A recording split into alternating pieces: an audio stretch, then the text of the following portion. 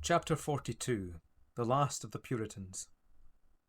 Separatists from the Church of England had existed from the days of Queen Elizabeth. They were, as we have already seen, either Baptists or Independents, Congregationalists.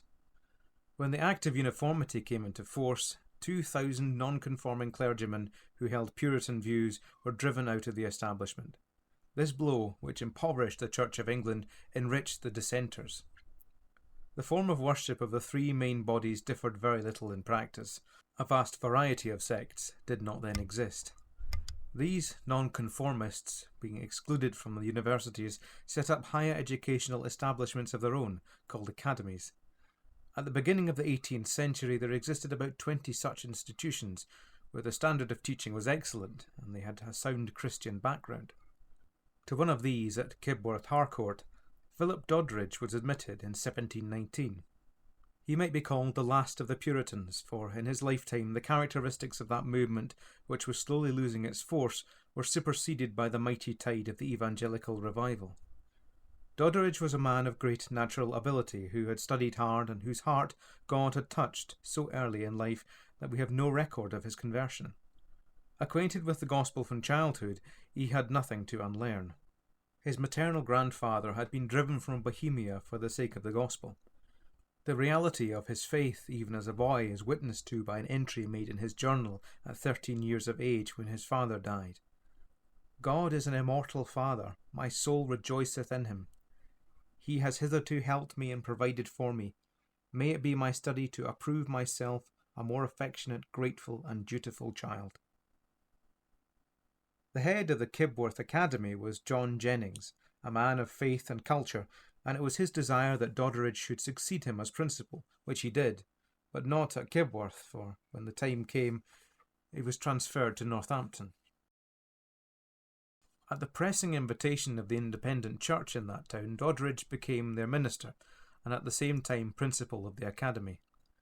He was then 28 years of age.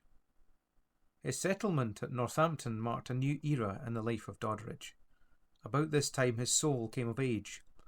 All that was especially exalted or memorable in his ministry now began. He devoted himself to the service of the Saviour with such startled energy and intense concentration, was such a wonderful and manifold worker, and seemed to live so many lives at a time, that from this point, says one of his biographers, we can only try to show what he was and what he did at the same period in different departments. These details we cannot follow here, but we have a remarkable testimony from a friend and admirer named Barker, who wrote to him, not long before he died, the following touching lines, which not only reveal the character of the man and his service, but give some idea of how he was valued by his contemporaries. The latter part of the letter, too, shows the deep spiritual sensibilities of the writer who, while clinging with pathetic affections to a beloved leader, was prepared to say, "The will of the Lord be done." Who shall instruct our youth, fill our vacant churches, animate our associations, and diffuse a spirit of piety, moderation, candour, and charity through our villages and churches, and a spirit of prayer and supplication into our towns and cities, when thou art removed from us? Especially who shall unfold the sacred oracles, teach us the meaning and use of our Bibles, rescue us from the bondage of systems, party opinions, empty, useless speculations and fashionable forms and phrases, and point out to us the simple, intelligible, consistent and uniform religion of our Lord and Saviour? But I am silenced by the voice of him who says, "Shall I not do what I will with my own? Is it not my prerogative to take and leave as seemeth to me good? Both the vineyard and the labourers are mine. I set them in work, and when I please I call them and give them their hire. With these thoughts my passions subside, my mind is softened and satisfied. I resign thee, myself, and all to God, saying, Thy will be done." In the closing years of his life he had grieved much over the lack of progress in his own sphere of labour. Yet he gladly recognised the rising tide of revival all around, and wondered if God was pointing out some other sphere of labour, or perhaps, he said, I am leaving the world, and God is weaning me from it. This seems to have been the case, for not long after he was advised to go to Portugal for his health, but soon after his arrival in Lisbon in October 1751, the Lord took him to be with himself. He was then only in his 50th year. Beside his pastoral work and his teaching, he left behind a number of writings, including The Family Expositor. Above all, he is best remembered by his hymns. He supported and unselfishly cooperated with the men God was using so mightily at that time in the evangelical revival. Isaac Watts, 1674 to 1748, a contemporary of Doddridge, is justly remembered for his hymns. The Calvinistic churches, following Calvin's own dictum, confined their singing to metrical versions of the Psalms, and the Church of England followed a similar rule.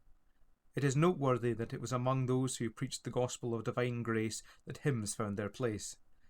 They began to be used at the beginning of the 18th century among dissenters in Britain. They were already widely used among the Moravians.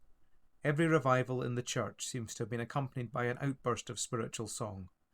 It was so in Germany in Luther's day, and it is said that Luther's hymns were a potent factor in the Reformation in Germany. Calvin, however, as we have noted, put an embargo on compositions outside the Scripture. The sole use of the Psalms produced a Jewish strain in Christian worship, which did not make sufficient room for the spirit of the New Covenant, which characterizes Christianity. Watts broke away from tradition in this respect, and though some of his hymns are based on the Psalms, they are paraphrased in the light of the New Testament. Watts was a native of Southampton. His father was an independent who suffered imprisonment for his faith on more than one occasion. Watts' hymns were a great stimulus in his own generation and have been sung by untold thousands ever since. Among the best known are When I Survey the Wondrous Cross, Come, let us join our cheerful songs, O God, our help in ages past.